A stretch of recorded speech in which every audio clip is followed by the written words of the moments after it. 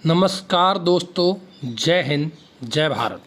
दोस्तों, आज मैं इस वीडियो के माध्यम से भारत सरकार द्वारा हमारे भूतपूर्व सैनिकों, विधवाओं और विकलांग भूतपूर्व सैनिकों के लिए कोयला टिप्पर अटैचमेंट योजना के बारे में संपूर्ण जानकारी दूंगा। किस तरह से अप्लाई करना है, क्या क्या सुविधाएं हैं आपको और क्या क्या लाभ इससे मिलेंगे आपको और कितना अमाउंट आपका खर्च होगा, सारी जानकारी इस वीडियो के माध्यम से दी जाएगी। डीजीआर की स्वयं रोजगार योजनाएं चल रही हैं, उसकी कुछ विशेषताएं हैं, जैसे कि विधवाओं, विकलांग सैनिकों के लिए ये योजना जुड़ी हुई है। इसके लिए जो भी योग्य उम्मीदवार है उसकी कम से कम योग्य उम्मीदवार 5 साल की अवधि के लिए इस योजना का लाभ उठा सकते हैं। ये इस योजना केवल आपको 5 साल रहेगी। इससे संबंध में लोडिंग और ट्रांसपोर्टेशन कंपनी के पास 85,000 रुपये की राशि आपको जमा करनी होगी, जो कि 3,000 रुपये की मासिक भुगतान करती है। यानी आपको 42% रिटर्न आपको मिलेगा मूल राशि पर। योजना की प्रवक्ता पर मूल राशि वापस कर दी जाती है, यानी जो 5 साल की योजना है उसमें आपको 5 साल पे पैसे वापस कर दिए जाते हैं। पूर्व सैनिक कोयला लोडिंग और परिवहन कंपनी और विधवा विकलांग पूर्व सैनिक आश्रित के बीच में एक कानूनी समझौता होता है, यानी एग्रीमेंट होता है। यह योजना 5 साल के लिए है। इसमें जो एग्रीमेंट होगा वो 5 साल के लिए होगा। 5 साल की पूर्ण होने पर मूल राशि ईएसएम कोल कंपनी द्वारा वापस कर दी जाएगी, यानी जो 85,000 रुपये आपने जमा किए थे वो 85,000 आपको 5 साल के बाद वापस भी कर दिए जाएंगे। लेकिन इसमें 3,000 रुपये मासिक राशि की भुगतान आपको करेगी, यानी आप 3 से बात करते हैं 12, 36,000 रुपये साल, 36,000 रुपये आपको साल के हिसाब से दिए जाएंगे। अब बात करते हैं 5 साल के लिए। अब यहाँ पे आप देख सकते हैं कितना पैसा आपको वापस मिल रहा है। तो 36,000 के हिसाब से मल्टीप्लाई 5 से करते हैं तो 31 का 0 और 5 से 15, लगभग आपको 1.5 लाख रुपये 5 साल में वापस मिल जाएंगे। अब इसके लिए क्या है, इसके लिए पात्रता जो व्यक्ति है, उनकी जो विधवाएं हैं उनकी उम्र 65 वर्ष की आयु से कम होनी चाहिए, और विकलांग हैं तो चिकित्सीय रूप से जो सेवा से बाहर किए गए उनके लिए 50% जो विकलांगता है वो 50% से अधिक होनी चाहिए, और जो भी सैन्य के कारण होनी चाहिए, जैसे कुछ सेना के अंदर कोई कारण हो जाता है उस कारण से आपको डिसेबिलिटी होनी चाहिए। पूर्व महिलाओं, पूर्व सैनिकों के अनाथ प्रतिनिधित्व कानूनी अभिभावकों द्वारा बेरोजगार होने की शर्त पर, और लड़कों के लिए 25 वर्ष से कम उम्र और लड़कियों के मामले में बेरोजगार अवैध होना चाहिए। यानी जो डिपेंडेंट हैं, जो बच्चे हैं, उनकी उम्र भूतपूर्व सैनिकों के अनाथ बच्चे जिनके माँ बाप नहीं हैं उनके लिए 25 वर्ष की से कम उम्र होनी चाहिए, और लड़कियों के मामले में जब तक उनकी शादी नहीं होती है और वो बेरोजगार हैं तब तक आपको ये सुविधा मिलेगी। अब स्थितियाँ क्या है, वर्तमान में नियोजित और स्वरोजगार में नहीं होना चाहिए। वर्तमान में कोई भी रोजगार आपने नहीं होना चाहिए। विधवाओं के मामले में पति की मृत्यु के बाद पुनर्विवाह भी नहीं होना चाहिए, और किसी अन्य डीजीआर योजना का लाभ नहीं उठाया होना चाहिए। साथ ही योजना का लाभ परिवार के किसी अन्य सदस्य द्वारा भी नहीं लिया हो। लाभ एक परिवार के केवल एक सदस्य को केवल 5 वर्ष की अवधि के लिए बढ़ाया जाएगा। यानी आपने अगर ये योजना ले ली, आपने 5 साल पूरे कर दिए, 5 साल पूरे होने के बाद इसको आप एक बार और पुनः 5 साल के लिए बढ़ा सकते हैं, यानी टोटल 10 वर्ष आप इसका लाभ उठा सकते हैं। उसके बाद ये योजना का लाभ आपको नहीं मिलेगा। अब इसकी प्रक्रिया क्या है, बात करते हैं प्रक्रिया की। तो प्रक्रिया के लिए रक्षा सेवा कर्मियों की इच्छुक विधवाएं, मृत सेवा कर्मियों के आश्रित और विकलांग पूर्व सैनिकों को निर्धारित प्रपत्र पर स्वरोजगार को आवेदन करना चाहिए, जिसके साथ में मृत्यु प्रमाण पत्र या विकलांग प्रमाण पत्र लगाना होगा। प्रारूप के अनुसार नोटरी द्वारा विधिवत सत्यापित पात्रता होगी। इसमें वचन देना होगा, 10 रुपये के स्टाम्प पर लिखना होगा कि जो भी मैं बता रहा हूँ इसमें सब कुछ सही है। ईएसएम विधवा आश्रित पहचान पत्र की कॉपी लगानी होगी। पेंशन भुगतान आदेश की कॉपी चाहिए, सैन्य सेवा के कारण मृत्यु या विकलांगता का प्रमाण पत्र चाहिए और आश्रित मामले पर निर्भरता का प्रमाण पत्र चाहिए।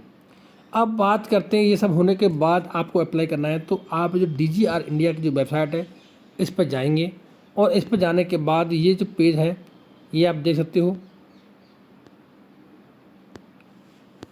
ये आप देख सकते हो। जैसे ही मैं DGR की वेबसाइट के ऊपर आया और यहाँ आने के बाद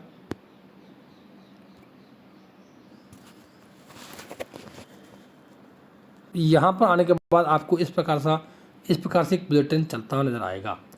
जैसे ही ये जो बुलेटिन है इसके अंतर्गत आपको अपना जो जिसके लिए हम अप्लाई कर रहे हैं वो देखना है। तो जैसे कि आप यहाँ देख सकते हो, यहाँ पर अनेक बुलेटिन इसमें चल रहे हैं। इनमें से एक हमारा जो है कोको के लिए है। किसके लिए है? कोको के लिए। तो कोको के लिए इनमें से जो बुलेटिन है उस पर क्लिक करनी होगी। देखो जैसे कि आप ये देख सकते हो, यहाँ पर जो लिखा है, जैसे कि आप ये देख सकते हो, यहाँ पर जो आपको कोल ट्रांसपोर्ट टिप्पर का ये इस इमेज दिखाई देगा और इस पर जाकर के भी आप क्लिक कर सकते हो। यहाँ पे आपको कुछ भी फाइंड करने की आवश्यकता नहीं है। जैसे आप क्लिक करेंगे तो नया पेज ओपन हो जाएगा और उसके अंतर्गत जैसे जो नया पेज ओपन होता है इसके अंतर्गत इस जो स्कीम है उसकी पूरी जानकारी यहाँ पर दे रखी है। और जैसे ही इसका ये पेज खुलता है इसमें आप नीचे आएंगे और यहाँ पर देखेंगे ये आपको ये हेडिंग मिलेगी, coal tipper attachment scheme widows and disabled एक्सेसमैन। और यहाँ पर इसका जैसे ही इस पर क्लिक करेंगे तो यहाँ पर पूरा सब कुछ इसके अंदर खुल जाएगा। ऑनलाइन प्रोसेस कैसे करना है आपको यहाँ पर सब कुछ दिया हुआ, डिटेल दिया गया है। अब यहाँ पर क्लियर लिखा है, यहाँ पर जो पहले स्टेप में क्या करना है, आपको रजिस्ट्रेशन करना है। यहाँ पर देखो मैं दिखा देता हूँ आपको। फर्स्ट स्टेप में आपको रजिस्ट्रेशन करना है और रजिस्ट्रेशन करने के बाद जो भी आपको 5 डिजिट का एक्नॉलेजमेंट नंबर मिलेगा उसे अपलोड करना होगा 3 फ़ोटो के साथ। PPO ऑर्डर देना होगा, रिलीज करना होगा और जो वेटरन्स ID कार्ड है वो उसका फ़ोटो लगाना होगा। इसके बाद issue of the registration number जो DGR की तरफ से दिया जाएगा आपको। उसके बाद implement with DGR sponsorship applied resettlement scheme के तहत आपको यहाँ पर जो रिक्वायरमेंट दी गई है वो फिलअप करना है। और फिलअप करने के बाद आपको यहाँ पर जो भी retired officers are requested to upload following mandatory document जो भी हैं वो उसमें अपलोड करेंगे। और करने के बाद PPO ऑर्डर देने के बाद सब देने के बाद आपको यहाँ पर इसके अंतर्गत जनरल एम्प्लॉयमेंट स्कीम के तहत आपको इसके अंदर आपको ये जो डिटेल होगा, जो ये आपका सेंट्रल इसमें जो सेंट्रल एम्प्लॉयमेंट या कहीं से भी आपने KSB या RSB या जिला सैनिक बोर्ड जहाँ से भी है will not be count be a benefit आपने नहीं दे रखा हो, इस तरह का आपको एक अंडरटेकिंग देना होगा 10 रुपये की स्टाम्प के ऊपर में। उसके बाद आपको ये आवंटित कर दिया जाएगा। और अगर फिर भी आपको कोई समस्या रहती है तो ये यहाँ का DGR का कॉन्टैक्ट नंबर है, मैं आपको दिखा देता हूँ। इनसे भी आप संपर्क कर सकते हैं। इनका जो एड्रेस है वो RK पुरम नई दिल्ली के अंतर्गत है और यहाँ का एक नंबर दिया गया है जो कि लैंडलाइन नंबर है 01126100266। नंबर पुनः देखें 01126100266। इस नंबर पर भी आप कॉल कर सकते हैं और इससे संबंधित जानकारी ले सकते हैं। साथ ही कुछ यहाँ पर नोडल, यहाँ पर ये आप देख सकते हो, कुछ यहाँ पर नोडल अफसर दिए गए हैं जो कि ESM के लिए, DGR के लिए एम्प्लॉयमेंट असिस्टेंट करते हैं, जो कि DGR है नॉमिनेटेड फॉर नोडल अफसर कर रखे हैं। तो इनके भी एक मैं आपको दिखा देता हूँ, जो नंबर है वो आप देख सकते हैं, इनसे भी संपर्क आप कर सकते हैं। ये है कैप्टन नीरज चावला, जो यहाँ का इनका नंबर दिया गया है 01120862565। दूसरा नंबर दिया गया है 9868943825। ये सिक्योरिटी वगैरह देखते हैं तो इनके लिए संपर्क कर सकते हो आप। इसके बाद ग्रुप कैप्टन अमित वाजपेयी हैं, इनका भी नंबर दिया गया है 9968912070। इस पर भी आप संपर्क कर सकते हैं। ये भी DGR पॉलिसी वगैरह मैटर देखते हैं।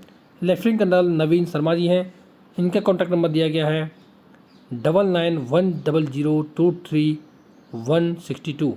इस पर आप जाकर के भी देख सकते हैं। ये भी नोडल ऑफिसर्स हैं, तो इनसे भी आप संपर्क ले सकते हैं, तो संपर्क कर सकते हैं और अपनी जानकारी प्राप्त कर सकते हैं। और जो कोल ट्रांसफ़र की बात करते हैं तो उनके लिए आपको जो अभी जो वैकेंसी थी कोल ट्रांसफ़र के लिए, उसके लिए आपको बात करनी पड़ेगी। जो डायरेक्टर हैं ग्रुप कैप्टन तोबे जोसेफ, इनका नंबर है 01120862532।